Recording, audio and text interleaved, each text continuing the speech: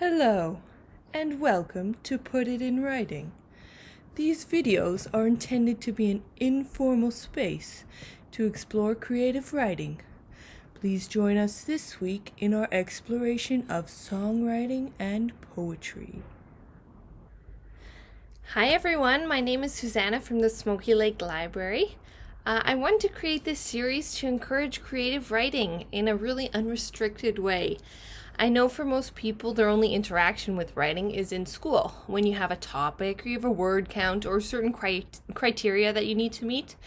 And I'm here to encourage you guys to write and just ignore all those things that you would usually have to pay attention to. Even things like grammar and spelling, it's not important. Just chuck it. This is a rule-free writing zone. Understood. Alright, so poetry and songwriting. I wanted to talk to you about these today because they are really good starting points if you've never tried creative writing. Poetry especially because there are virtually no rules. But what about iambic pentameter and rhyme schemes? Do I not have to abide?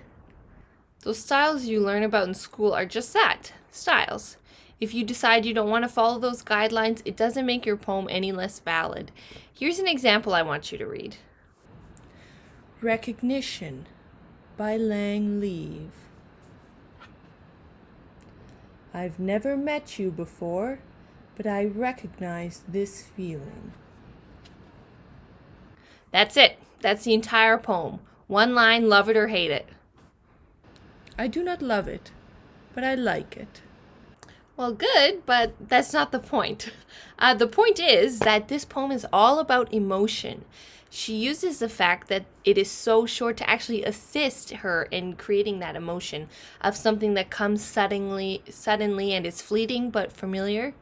We don't know the circumstances surrounding the poem, and we don't know plot, we don't know characters, because they're not important or necessary to create the emotion. And all poetry is like this. It's about removing all the barriers to get to the heart and emotion of writing, even if those barriers are things like proper grammar, sentence structure, or even length. Yes. Now let's look at another poet who does something unusual. I think I will go to Bakersfield by Ken Babstock.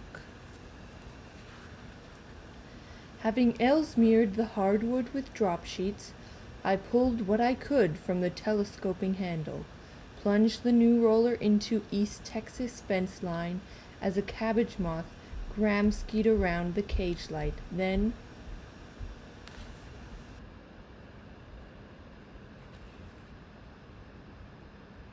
I can't read this. I believe the author fell asleep on his keyboard. Nope.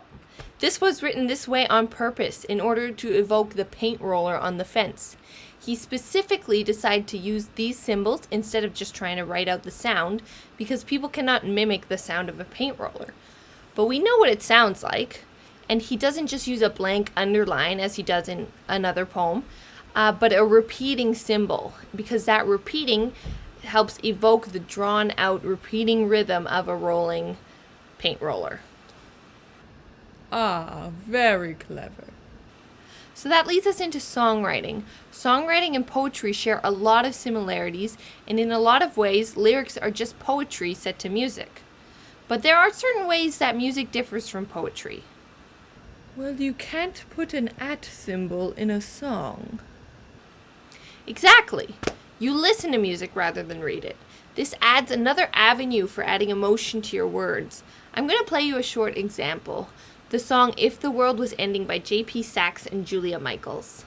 If the world was ending, you would come over, right. So you can hear when he says the word right, he's questioning, he's sad and sarcastic. We know not because he told us, but because we can hear it in his voice. In a traditional poem, you would have to put a lot more work and words to make sure that that came across. But with a song, you can condense it down to just a single word. And the same amount of emotion comes through, I see. And the music itself helps as well. That's right. And you can consider someone like Billie Eilish. She has a very distinct sound, that kind of dreamy, soft, and sad sound.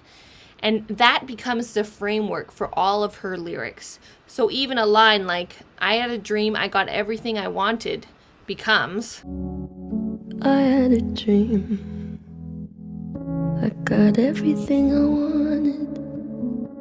I feel sad that she got everything she wanted.